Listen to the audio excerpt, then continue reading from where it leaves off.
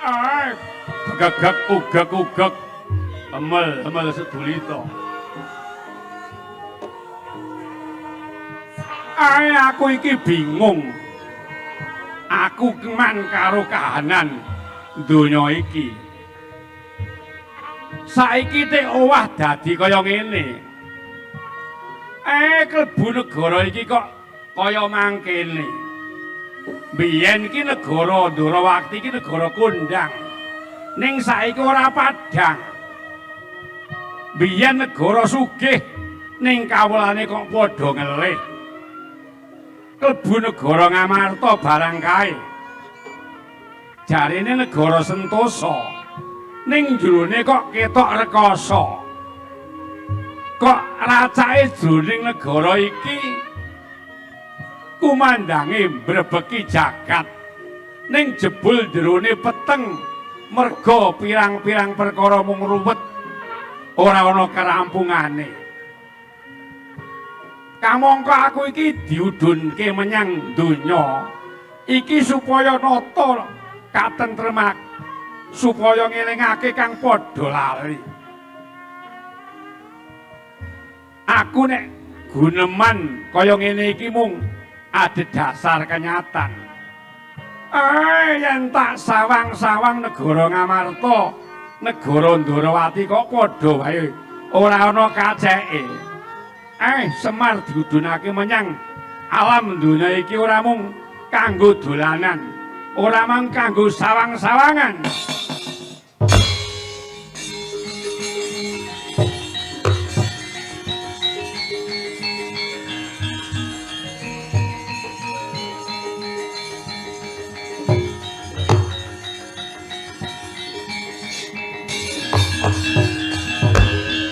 Iku saknyatane Munjang sewet pinangga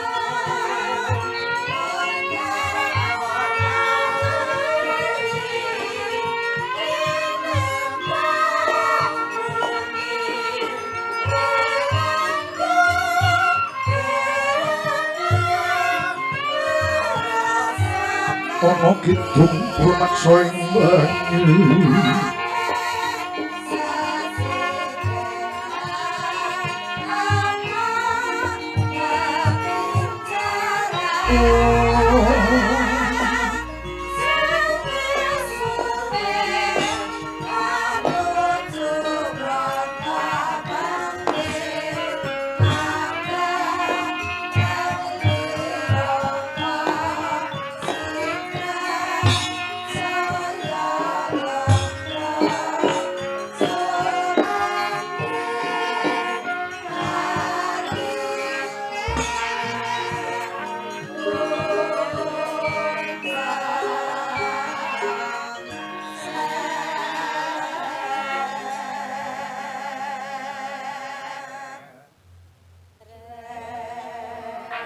Siang pantara ratul hamung cipta ukulun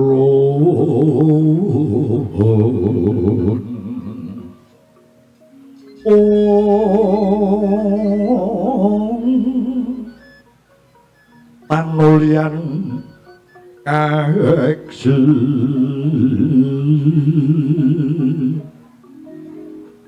milo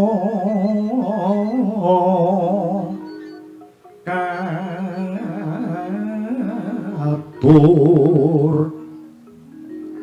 kang tun kang tundho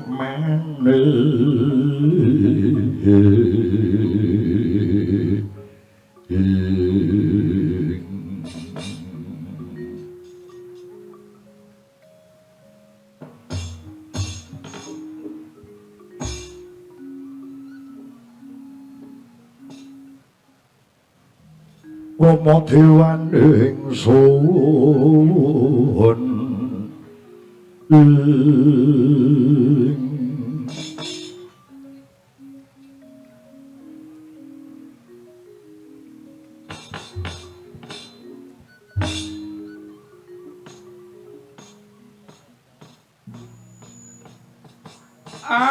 begegek-ugek emel sedulita. Ndarayu Sembadra ya Ndara Bratasena. Sing rawuh aku ngaturake sugeng. Nuwun sewu, aja kurang pangapura. Yen to titi mangsa iki ora ana wong sing tak bekteni. Ndarayu. Iya Kiai Semar. Antuk pamuji mulakuku manggih raharja Kiai. Syukur Ndara. Ndara Gatotkaca tenemu rahayu. Basuki praptamu, Yen. Injih Siwa Semar. Pangestune Siwa Ismaya rahayu sowan kula. Mboten langkung kula pun Gatotkaca ngaturaken sembah sungkem ugi kunjuk Wa Semar. Ha kok janur gunung kadingaren. Padatane ora genep tata kramane. Ora dadak nganggo nyembah karo Semar. Sampeyan ngebekti marang aku. Lah wong aku wae ora tau basa karo sapa wae. Semar iku nek eneng omah dhewe, dewa kayangan medun ora tak basani. Iya mung tiba padha-padha. Ngono wae Raden Gatotkaca. Nuwun injih Siwa Semar Badranaya. Iki ndadekake bingunge ngrasaku. Ana kepareng apa rawuhe ana ing Karang Kadempel kene, Ndarawara Sembadra. Kiai Semar Badranaya. Waleh-waleh apa Kiai Semar? Reh ning nyatane sira ku pamonging para Pandhawa. Ora ana liya kang bisa madhangke pepeteng tumrap uripku. Uga uripe wong sak negara Ngamarta. Munggah jagat sak isine iki kejaba mung Bathara Ismaya.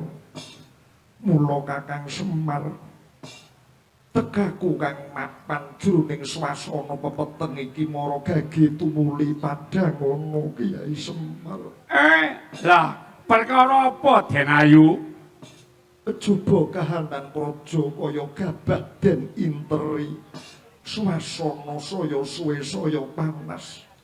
Kawimbuhan murcane Pangeran Harjuna kanggo sawetara candra mangka datan pepoyan. Kiai, aja darbe rasa tida-tida mara gage tutuhna ing ngendi dununge. Yektine uripe Wara Sembadra tansah pinayungan dening Pangeran Arjuna. Sayekti rasaku tansah koyang kayingan luwih-luwih ana negara jroning bebaya iki ya.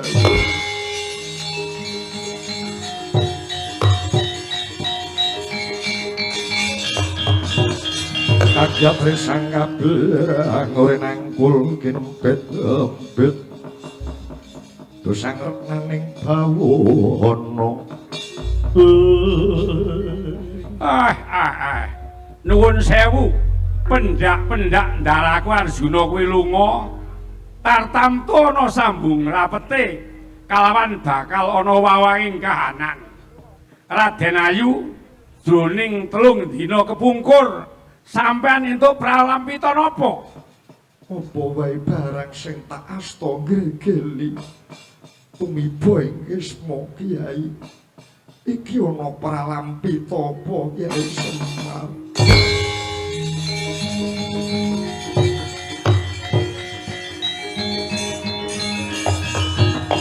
Lan Semar pamuring susma sinuksma winahya ing asepi. Sinimpen telenging kalbu.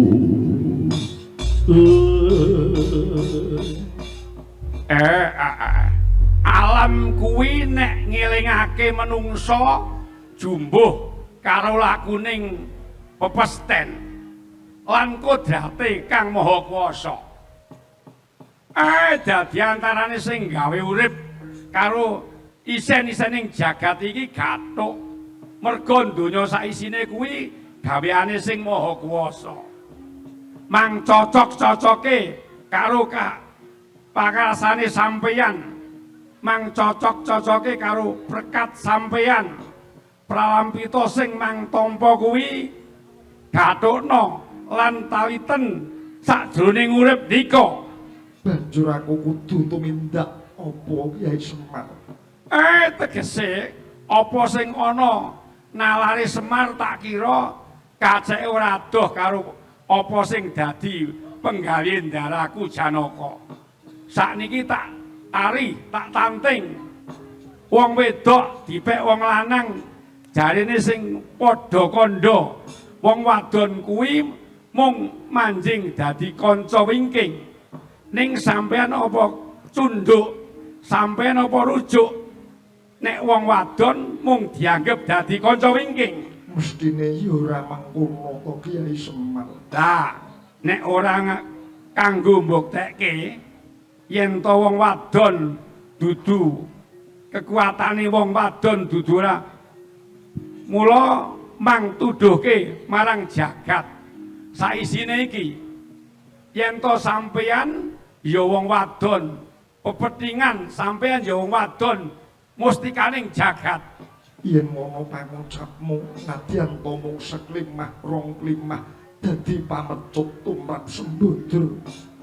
Cetaku aku ora pengin bali mring kasatriyan maneh yen to durung gegandengan kanca lawan Pangeran Arjuna.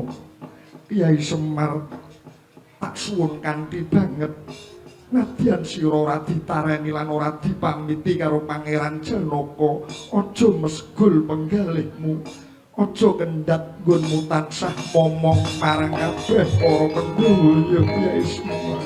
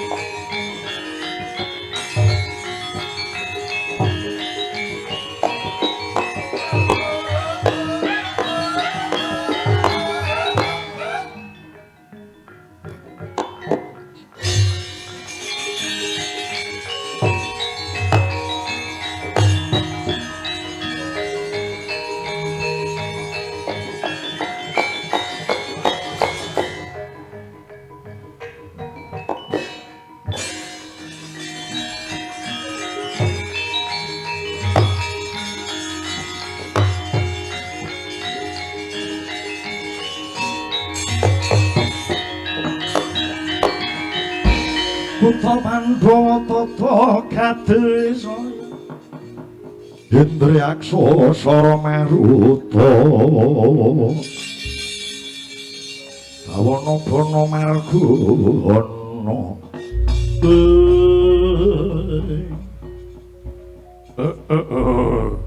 Togok Tejawantri wonten pangandika ingkang adhawuh Sinuwun Prabu Kala Prahara. Tak lali-lali saya ngalila, tak lipur saya kuwur. Siti Sendari, atmajaning Ratu Ndorowati, Prabu Sri Bathara Kresna ora bisa tak kipatke saka pangangananku kok.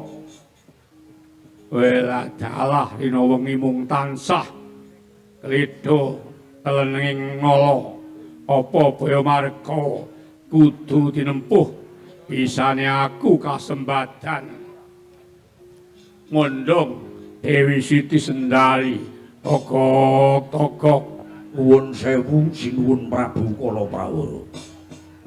Mbok nggih mulat sarira ngoten ndapa-ndapa niku. Mengke kula nek matur dikira kula niku ngina, mongko paduka Sinuwun Prabu Kala Prahara menika wujudipun raseksa. Nuwun sewu lho. Ya lho. Kamangka Dewi Siti Sendari niku prawan ting-ting, prawan kinyis-kinyis majaning Narendra. Aja mbok sepelekke. Senajan aku titah dadi resa, nanging aku madeg Nalendra. Bebalaku raja sugih narepati pandhaku sak pratalaning jagat kok. Kun sewu sinuwun. Ingkang nami katresnan niku uruping jiwa luhur, boten kenging dijaluk, nanging nggih boten kenging ditampik. Ngaten lho, Bas. Ampun disepelekke. Niku putri Kraton Dwaramati. Dasare putranipun Ratu Titis Bathara Wisnu. Ampun digawe gampang. Bupeh Paduka Ratu, Bebala Ratu, sugih bondo, sugih bandu. Terus arep ngepek anake Prabu Kresna niku ngapa gampang? Angel, Bas, angel. Wis. Nek perkara wong wedok niku mbilung sing pun pengalaman bola-bali, ngoten. Niku mboten gampang. Mun sewu menggeriyen to. Dipenggalih mumpung durung kasep, lho ten. Aku wis njocok ngawala penglamar marang Durawati. Parandene nganti titi mangsa iki ora tau ana dawuh wangsulan saka sinuwun Prabu Kresna kok. Oh, lah wong sampeyan niku mboten krungu kabar sing sumebar pawarta sing pun rata sinuwun. Kabar sing kepiye? Lho pripun to? Dewi Siti Sendari niku rina wengi pun runtang-runtung kalih ponakane Prabu Kresna sing jenenge Raden Angkawijaya. Ya Raden Abimanyu. Ya Raden wis gak kuwi tok. Apalanku loro kuwi tok. Dadi sampeyan niku ampun golek perkara, Bas. Ketoke wong loro niku pun padha senenge. Pun padha mantepe. Pun boten usah digawe kisruh. Pun golek wong wedok sanes mawon. Napa pada sinden napa penyanyi ngaten. Mengke kula golekke, Bas. Bilung kowe aja dileming. Aku Ratu Sugih Bebala Raja. Wenang tumindak apa wae kok. Yen to wong Durawati ora kena tak gawe becik. Praja Ndarawaka bakal tak gawe sungsang bawana balik kok. Lho, hangat-hangat sih. Aku ngoten niku. Sare. Wah, cilaka lho.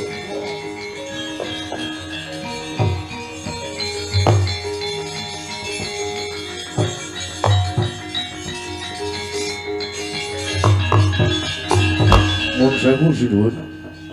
Yen Paduka menika sampun boten kersa ndhahar atur kula nggih sampun. Wis ben kok sakarepe kono kok. Awake dhewe kok mung karyawan. Heeh. Kok kan kowe mbilung. Gawo. Kirapna Wadyabala medhah Praja Ndarawati. Ayo derekno aku. Nggih, menawa katon monggo kula derekaken sinuwun.